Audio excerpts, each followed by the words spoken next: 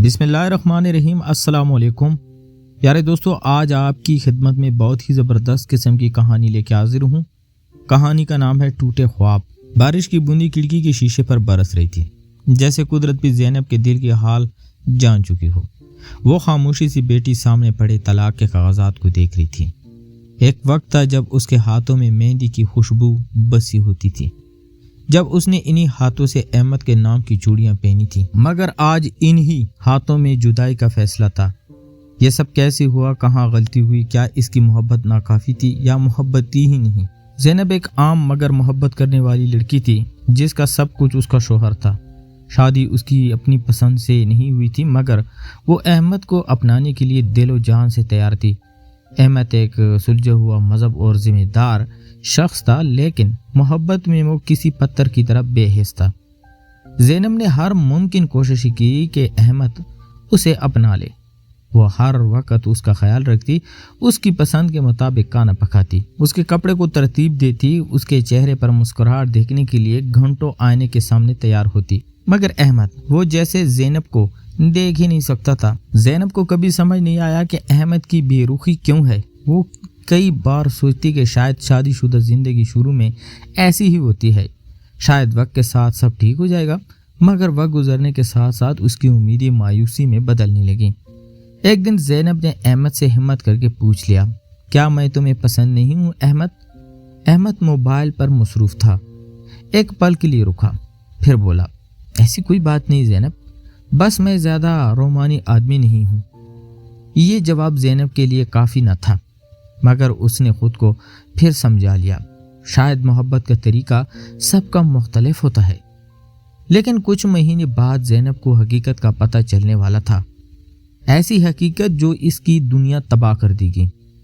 एक दिन जब अहमद नहाने गया तो उसका फ़ोन बेड पर रख गया।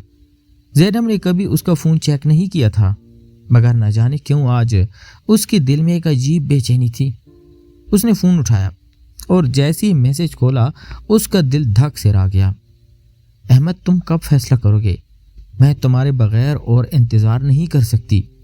यह पैगाम किसी और का था, किसी ऐसी लड़की का जो अहमद से शिद्दत से मोहब्बत करती थी। और बदतरीन बात यह कि अहमद भी उससे इतनी ही मोहब्बत करता था।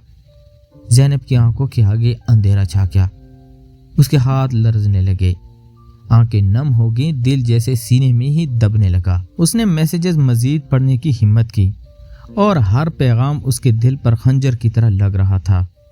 मैं तुम्हें बहुत याद करती हूँ अहमद, तुमने कहा था कि हम एक दिन एक साथ होंगे।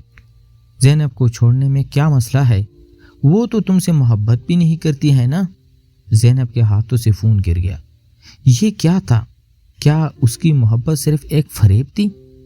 रात को जब अहमद कमरे में आया तो ज़ैनब खामोशी से उसके सामने आ खड़ी हुई। ये क्या है अहमद? उसने फ़ोन उसके सामने कर दिया। अहमद का चेहरा जर्द पड़ गया। उसने फ़ोन उठाया और एक लम्हे के लिए कुछ बोल ना सका, फिर एक गहरी सांस ली और कहा, ज़ैनब, मैं तुमसे मोहब्बत नहीं करता, मैंने कभी नहीं की।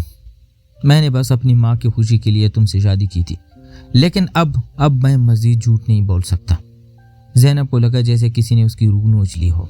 तो फिर क्यों किया तुमने ये सब? क्यों मुझे ख्वाब दिखाए जब इन्हें तोड़ना ही था? अहमद ने नज़रें चुरा ली। मैं मजबूर था, मगर अब मैं मज़ीद नहीं, मैं तलाक देना चाहता हूँ।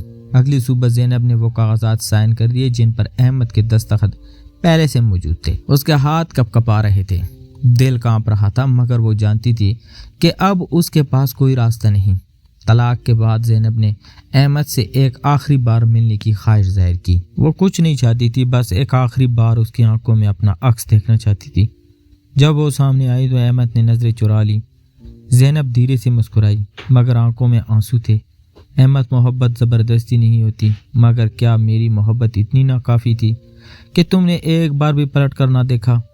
अहमद खामोश रहा, मगर उसकी आंखों में कुछ था, शायद पछतावा, मगर अब देर हो चुकी थी। ज़ैनब ने अपने आंसू पोंछ लिए। वो जान चुकी थी कि मोहब्बत सिर्फ पाने का नाम नहीं, बल्कि बाज़ औक़ात खुद को खो देने का नाम भी है। मोहब्बत हमेशा साथ रहे ये ज़रूरी नहीं, बाज़ औक़ात मोहब्बत का बिछड़ जाना भी ज़रूरी हो जाता है। तो प्यारे दोस्तों, मैं उम्मीद करता हूँ आपको छोटी सी कहानी पसंद आई होगी।